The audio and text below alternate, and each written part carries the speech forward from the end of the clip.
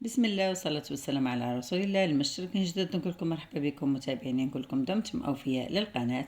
إن شاء الله فيديو اليوم يلقاكم بأفضل وأحسن حال.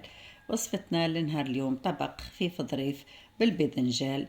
بلا ما نطول عليكم نبدأ مباشرة في المقادير. نحتاج فيها حبات من الباذنجان، تغسلوهم وتقطعوهم قطع طويلة بهذا الشكل ويكونوا رقاق ما تخشنوهمش، ورايحين نقلوهم في كمية قليلة من الزيت، ما تكثروش هكذا، وما تخلوهمش يطيبوا ياسر، يعني غير جوست ما يحمروا تنحوهم هكذا. هكذا راح نحو كامل الكمية.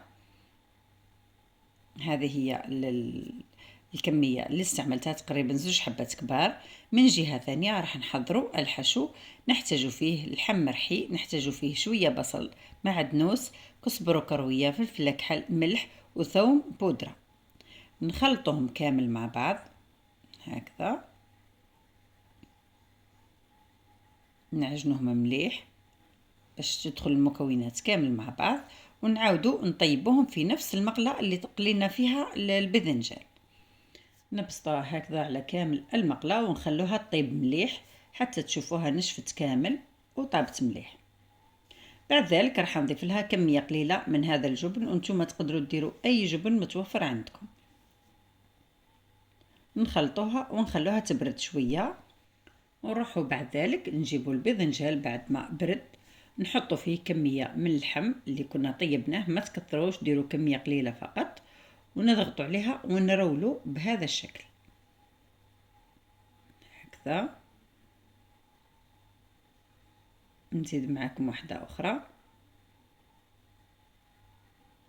نحطوا الحبة نتاع الباذنجان ونحطوا كمية من الحشو ونرولوه. يعني طريقة سهلة وكذلك راهي موضحة تماما. بعد ما نكملوا الكمية كامل رايحين نحتاجوا بعد ذلك حبة نتاع بيض، نديروا لها شوية ملح وشوية فلفل كحل. ومن جهة ثانية نحتاجوا لا شابلور، وكنت درت معكم سابقا لا شابلور. اللي تحب تشوف الطريقة ترجع فقط للفيديوهات السابقة، تلقاو الطريقة بالتفصيل هكذا. رايحين نحطوا الحبة نتاع الباذنجان المحشية في البيض، نغمسوها مليح. بعد ذلك راح نحطوها في لا شابلور هكذا. وفي هذه المرحلة نحط المقلة، نديرو فيها شوية زيت ونخليها تسخن هكذا، ونغمسوهم مليح في الشابلور على الجوانب هكذا.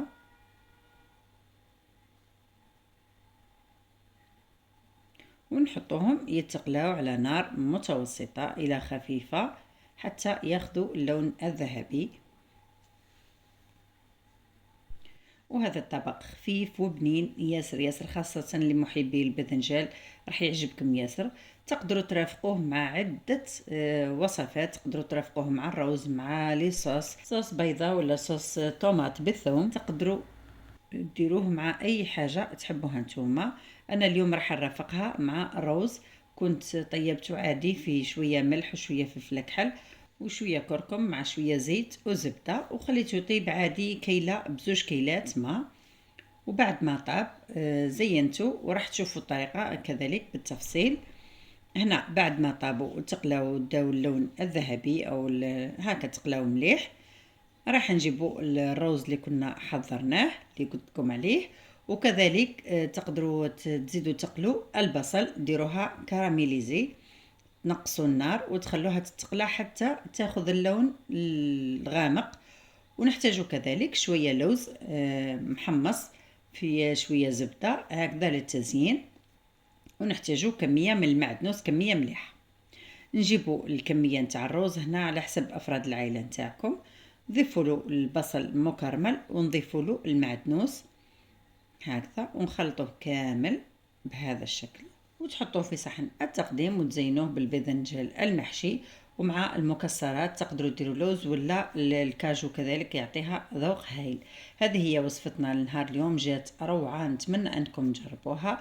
لحقنا لنهايه الفيديو، ما بقى لي غير نقول لكم لا تبخلوا علينا بالاعجاب والاشتراك في القناه وفعلوا الجرس ليصلكم كل جديد، وبارطاجوا لتعم الفائده. صحه فطوركم، صحه سحوركم، والسلام عليكم.